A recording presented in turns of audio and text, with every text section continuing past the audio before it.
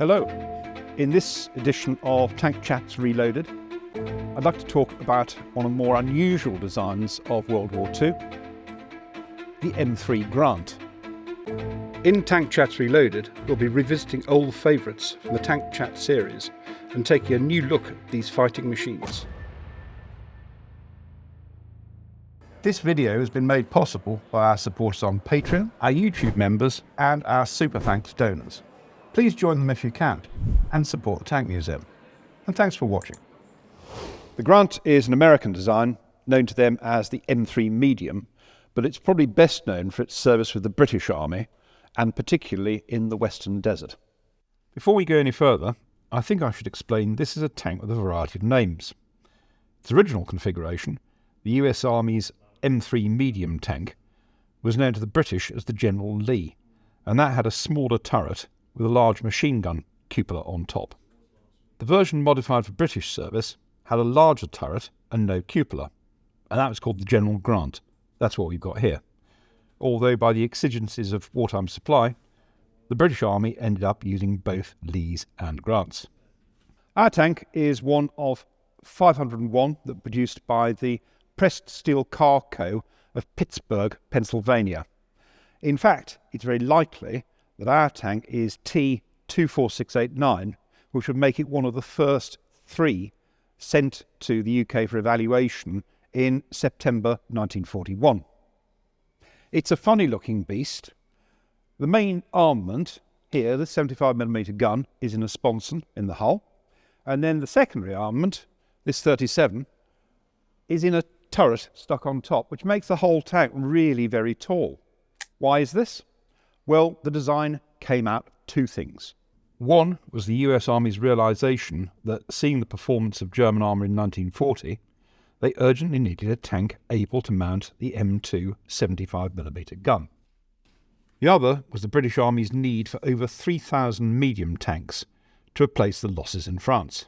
The problem was that, up to this point, American industry has no experience of mass tank production. Only about 300 American tanks had ever been built in total. So, production facilities have to be constructed, and the expertise brought in of the car industry. We're talking particularly about the Chrysler Corporation here. In mid-1941, US designers and engineers didn't have the experience necessary to produce a turret able to mount the 75mm. So, as a stopgap measure, to make the tank quick and easy to produce, they put it in the hull. Now the good news is that the 75mm, for the time, was a very good tank gun. British tank crews in North Africa, who'd end up with a whole lot of these vehicles, were delighted to have a gun that was powerful enough to knock out Panzer IIIs and IVs quite easily, and at a long range, and this is a big leap forward, would fire both HE and AP. Both the 37 and the 75mm guns are gyroscopically stabilised in the vertical, which does mean that firing from the move is a possibility, certainly at lower speeds. The bad news, though, is that 75, it's in this sponson in the hull. You've only got 30 degrees of traverse, and firing from a hull-down position is just about impossible. The sheer height of the tank meant that the tank commander had to take great care not to present an easy target for enemy tank and anti-tank guns. As you can see, the tank's of riveted construction. The degree of armour protection, 50mm around the front and sides of the hull, is quite good for the early war period, but riveting, as opposed to welding, is a drawback. If the tank was hit by a non-penetrating round, rivets could shear off very destructively and at very high speed.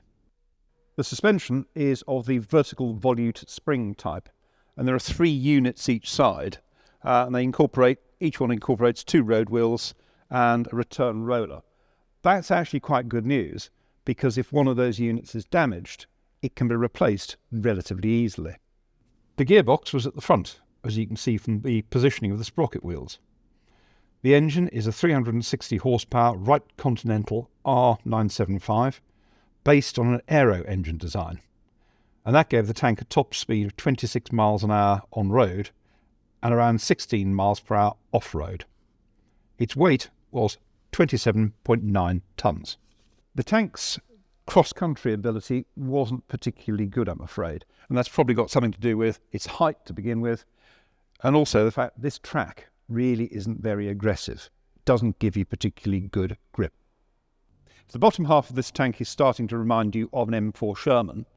There's a very good reason for that. When they'd sorted turret design out, a lot of the M3, the mechanicals especially, would go on to be used in the Sherman. We'll talk a bit more about the external features later, but for now, I'd like to get inside the tank.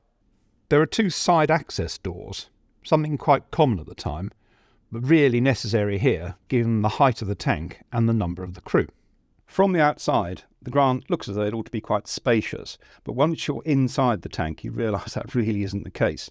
To begin with, a lot of the room is taken up by this turret basket, and then you've got to factor in a crew of 6. A gunner and a loader for the 75, the same for the 37, a driver and a commander. So, there's 3 guys in this small space alone. This really is a very cramped vehicle. Front centre is the driver's position. He's effectively on top of the gearbox, so gear changing was fairly light. The tank steered, as most tanks do, through differential braking via the steering levers. Brake the left track and the right track pushes you round to the left, and so forth. One thing that would have been a pleasant surprise is the tank's reliability.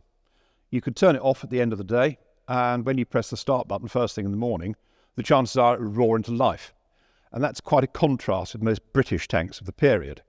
It's also something it would share with its successor, the M4 Sherman. The driver also has 2 hull-mounted 30 caliber Browning machine guns. These are a bit of a fixation with American tank designers in the period. The early Shermans have them as well, but I can't imagine they'd be much use, and the idea gets abandoned. Looking at the sponson mount of the 75mm gun, the thing that strikes you is how limited its scope for movement is. Traverse is just 15 degrees left, 15 degrees right, and elevation -9 to +20. So that's actually very, very limited traverse indeed. Successfully acquiring a target would mean some skillful positioning of the tank by the commander. And, of course, as we said previously, there's no chance of hull-down positioning, so the tank's going to be exposed. The gun was aimed via a periscope in the top of the sponson, which included a telescopic sight. The first armour-piercing round issued was basic AP, effectively solid shot, but then that was replaced with an APC-BC round. If you want an explanation of that, please watch our Evolution Ammo video. Now that round has a muzzle velocity of 588 metres a second, and it can penetrate up to 60 mil of 30-degree slope armour at 1,000 metres. Now that is pretty good for the period. But for British tank crews, the massive improvement was the fact that there was an HE round. Being able to fire 14 pounds of high explosive at a troublesome anti-tank gun was a massive improvement on the 2-pounder guns they'd had before, which hadn't got an HE capability at all. Moving back into the fighting compartment, I'm actually sitting in the commander's seat in the turret cage. You can see this is the turret. You've got the breech for the 37mm gun, the turret controls, and then you start to pick up some of the ammunition stowage. We've got 65 rounds for the 75mm gun and 128 for the 37mm. Being a Grant rather than the M3 medium, the original American vehicle, the British called the Lee, it's got a different turret. So it's got a bulge here on the back to contain the comms kit. And originally the Americans had a separate cupola on top with a 30 caliber machine gun. The British think that's unnecessary, so we just replace it with a simple hatch. Originally, the US tank, there'd be a radio man in here as well, a 7th crew member. But that really just makes it too crowded, and after a while that is binned and the job is given to the driver. The secondary armament up in the turret there is the M6 37mm gun. That's something of a fellow traveller with the British 2-pounder. They both start off as wheeled anti-tank guns. then they're mounted on tanks. That gun is pretty well obsolete by the middle stages of the war, but in the Western Desert, it's actually quite potent against things like the Panzer II, Panzer III, and most of the Italian armour. In addition, the turret has a coaxially mounted .30 caliber Browning machine gun and a power traverse capable of turning through 360 degrees in 19 seconds, operated by the gunner with a spade grip. So what was it like to fight this tank with its complicated layout and its huge crew? I think that's best described by a British tank commander, Lieutenant Ken Giles. The 75 is firing, the 37 is firing but is traversed round the wrong way, the Browning's jammed, I'm saying driver advance on the A set, and the driver who can't hear me is reversing, and as I look over the top of the tank and see 12 enemy tanks 50 yards away, someone hands me a cheese sandwich. The Western Desert is a theatre of war quite unlike any other. Biting extremes of cold and heat, the dust storms, the hams in that could blow for days on end, and featureless terrain. And this is quite a mobile war that will leave units stranded behind enemy lines. Now, the problem for the Grant is that there's very little natural cover, and this is a very tall vehicle, so this puts it at a big disadvantage.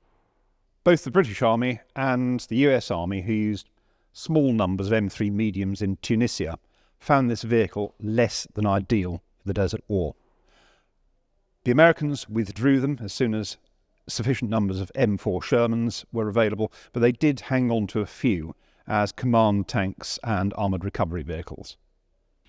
Having been withdrawn, Lee Grants and M3s were redeployed by the US Army to the Pacific Theatre, where small numbers were used in the Gilbert and Marshall Islands campaign, and by the British Army to India and Burma.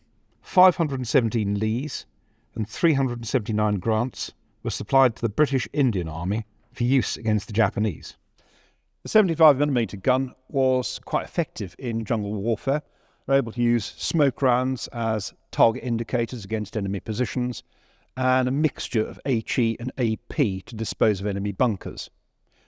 The 37mm, the canister that fired, was apparently quite effective against Japanese infantry. The Grant had not been designed with jungle warfare in mind, but having said that, it was surprisingly good at the job.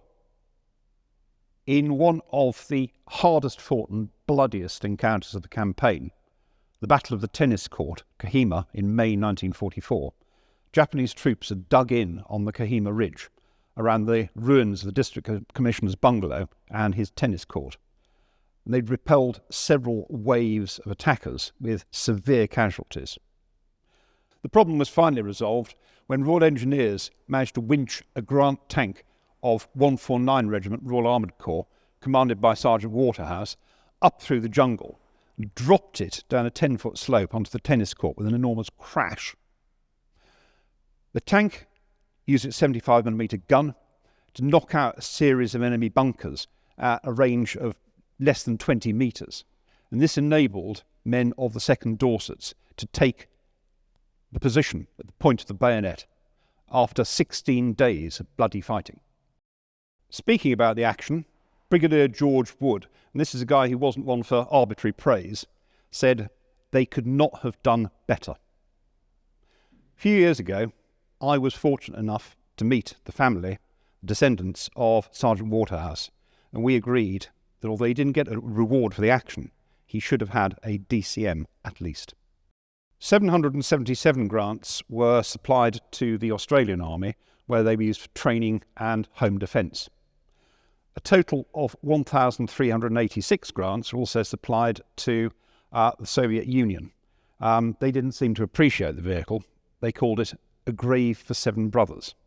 The chassis and running gear was also used in the Canadian Ram tank and the M7 Priest self-propelled gun. When all is said and done, the Grant was a stopgap, albeit one that did render useful service in the Western Desert, in the Pacific, and in Burma.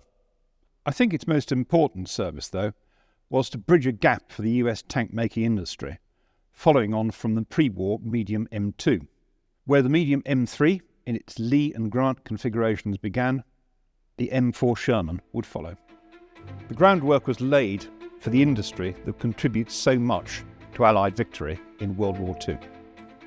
I hope you've enjoyed this video and thank you for watching. If you have, please subscribe, and if you can, please support us on Patreon.